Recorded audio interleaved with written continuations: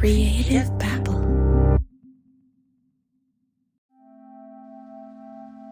Previously on Pretend, I shared a story of a woman that we called Ashley and how she got out of an emotionally abusive relationship. Here's the barbecue sauce that needs to go here. Right. This one is empty. You told me to take her upstairs. No, I didn't. You did. I said, could you just take care of her while I take care of this? Yeah. And now instead of taking care of her, you're I standing am. here holding her. I am. With your phone and videotaping me. I am. Because I've asked you repeatedly to eat something because you have low blood sugar. Ashley recorded hours and hours of footage of her husband mansplaining how to load the dishwasher, how to arrange the fridge, how to make dinner. Ridiculous arguments that seem mundane until you have to listen to hours of it. I didn't play many of the clips because this man's tone enrages me. Oh, I'm videotaping you. Oh, you're acting like an idiot. I did not say that. Mm-hmm. That you're putting words in my mouth. Hey, you know what? I'm going to keep doing what I'm doing because there's nothing you can do against what I'm doing. I'm not saying there's that anything makes me seem against crazy. So, no. not saying You're you're crazy. standing in here videotaping me. Because you don't understand what it's like when you have low blood sugar. You do not understand. Hung up this morning while I was fucking mopping the fucking floor We and all doing do the laundry cleaning. for the child. You're right. Notice how Ashley keeps attributing his behavior to low blood sugar. I realize that when blood sugar drops, you could feel a little cranky and have some mood changes. But this doesn't sound like low blood sugar to me. Because she thinks she's going to post this on YouTube and make it a No. viral video of, look at what my husband does. Nope. Look at how he acts. I'm doing this Look so at that how I she- can show you Okay. when you have higher blood sugar that Okay. you're a little bit abusive. Okay. You go right ahead. When I decided to publish Ashley's story, I was really concerned that you were all going to find it kind of ordinary, boring maybe. But I aired it anyway, and I was blown away by the response. A Patreon listener who goes by AC wrote, I appreciate that Ashley's story doesn't end in murder or violence. I say this because there are many of us who learned years into a long-term relationship or marriage that something was wrong, but held out hope that things would get better if or when he gets a new job, when we move, when we have more money, more time, when he gets sober. When the story doesn't end with jail or death or news headlines and a victim leaves, it's hard to explain to family and friends. For me, I broke up with my ex 10 years ago, and the effects still linger. Allie, another Patreon supporter, wrote, Society doesn't teach this stuff. We all have to learn the hard way. And when we do figure it out, the lack of support from loved ones is a new devastation. My heart goes out to you for this type of experience. It is the kind of pain that is hard to share because few people are willing to listen. Another listener wrote, I don't know if it's fair for a woman to just rail on this guy publicly without knowing his side of things. I'd hate to hear what one of my exes on a podcast giving her version of shit. Yeah, and normally I do try to include the other side in the story, but that's not the point of this, right? We don't know Ashley. We don't know her husband.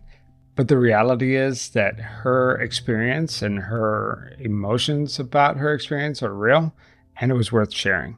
Amy wrote, Loved this episode, but it also made me mad. It hit too close to home. Listen to your gut feeling. 22 years, survived, getting better every day. Another listener wrote, when I was listening to the story, I thought, that doesn't sound so bad. And then I realized, yes, it is.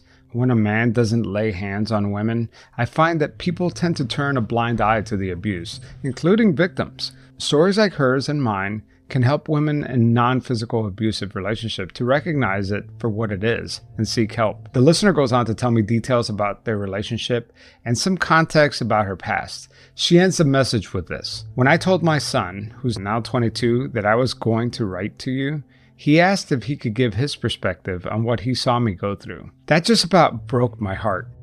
Hunter wrote, everyone in my family has horrible taste in men and ends up with addicts just like this at some point. My father did this insanity to my mom. I wish I could understand why these types of relationships are so common and why others around us enable this behavior. I'd rather die alone than humor a single suicide threat or a drunken fight. And I'm sorry this woman, friends, and family kept enabling him with forgiveness and contacting her with the drama. Anne wrote, "Loved this episode, completely relevant to me living with a full-blown narcissist for 26 years. He was probably only 5 out of 10 when I met him, but the alcoholism has pushed him to 10 out of 10. Then I got this message from another listener named Kenzie, who told me that other people in your life could be equally abusive. It doesn't have to be your spouse." She wrote, "So I've been in a few abusive relationships, but as the years go by with therapy, I realize more and more that even though my mother wasn't beating me, she is a narcissist, and the emotional and psychological abuse she has put on me my whole life has damaged me more than any bruise could. The similarities between her husband's behavior and my mother is striking." Sarah wrote, "Something I don't think we talk enough about is people who are in relationship with narcissists against their will and can't leave their children. After a lot of therapy, I come to realize that my mother was a narcissist. So many things in your episode rang true, from the secret alcoholism to being berated for not doing the laundry right. She said she was only a child. I applaud Ashley for getting out of her marriage and do not wish to diminish that, but entanglement of getting out of a relationship with your parent is still taboo in our society. It would be great if you could shed some more light on these situations." Yeah, I think that's very much a topic worth exploring. If you have a story to share about an emotionally abusive relationship with a parent, send me an email. I'd love to hear about it.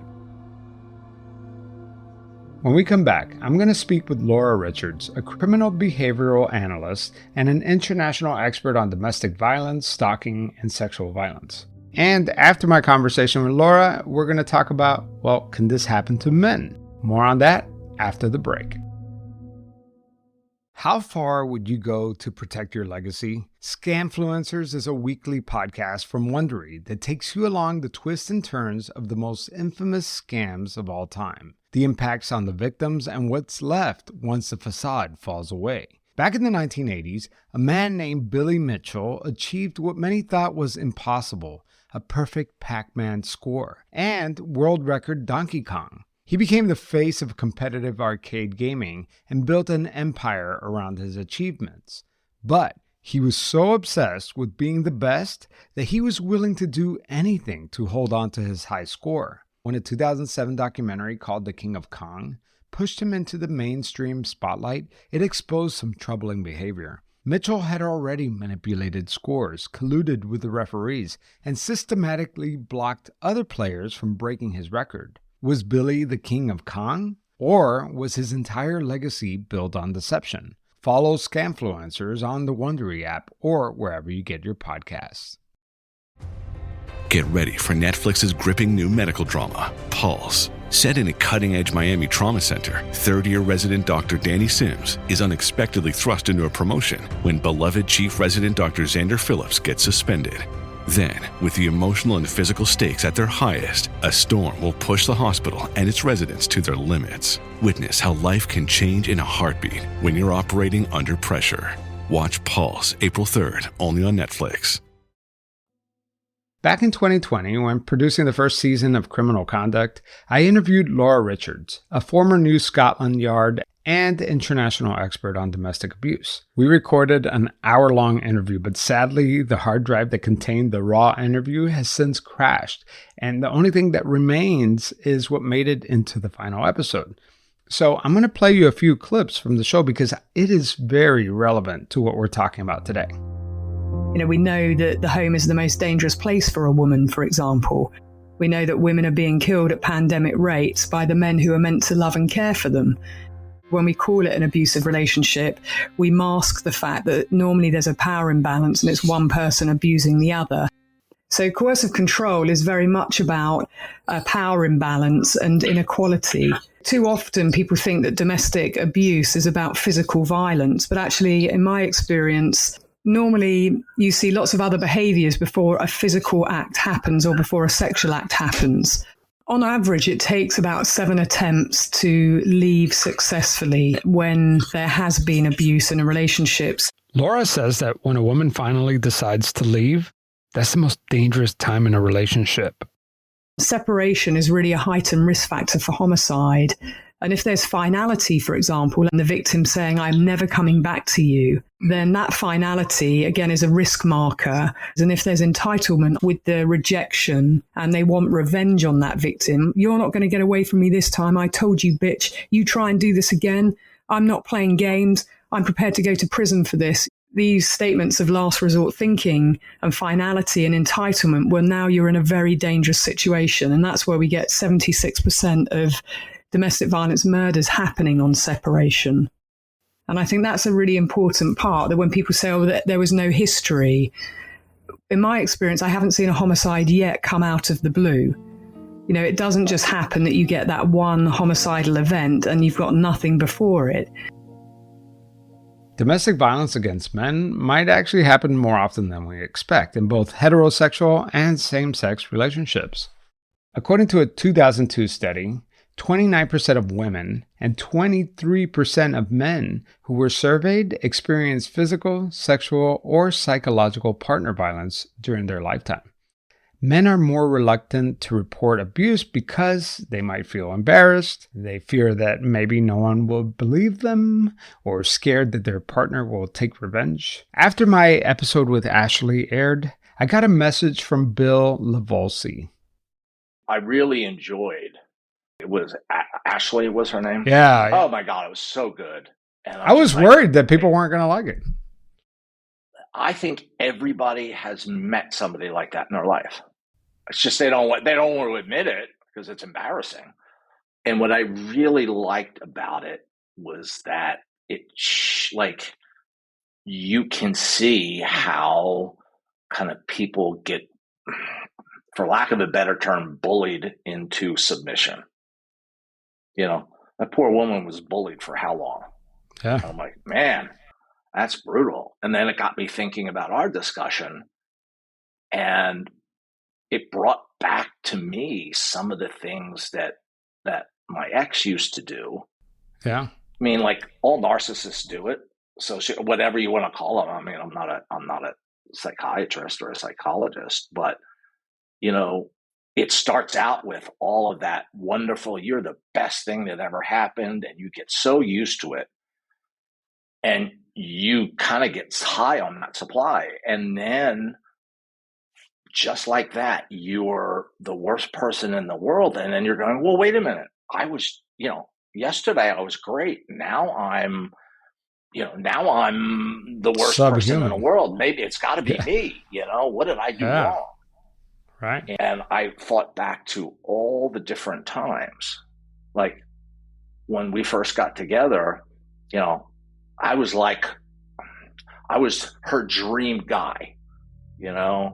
She sent out an email to all of her quote clients, which she gave me a copy of, and we're getting married. He's the love of my life. Da da da da da da.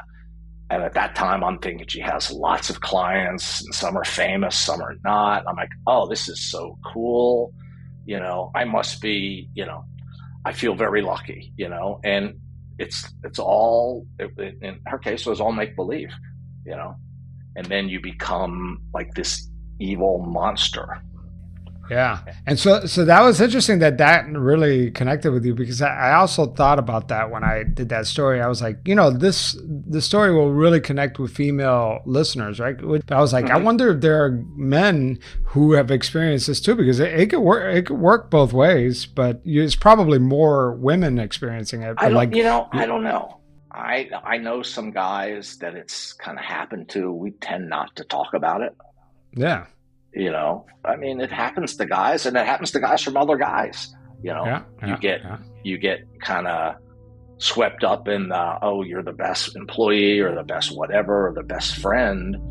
And then, I think they come in all shapes and sizes. Funny enough, Bill is the subject of the next episode, which is completely unrelated to the story, by the way. Bill and his wife were convicted of running a Ponzi scheme. And we'll get into his story soon, I promise. But that's it for today. This was a bonus episode. I just wanted to share the reaction that you guys had to this episode because it was overwhelming. And it was really moving to know that this episode may have helped somebody, because I heard a lot from people who left these abusive relationships, but I'm hoping that if you listen to this and you're experiencing something like it, that it will empower you to maybe get out. Of course, I'm going to list the same resources I did in the last episode here in the show notes. So if you need help, go seek it. Thank you for listening, and we'll be back next week with Bill's story. All right, talk to you soon.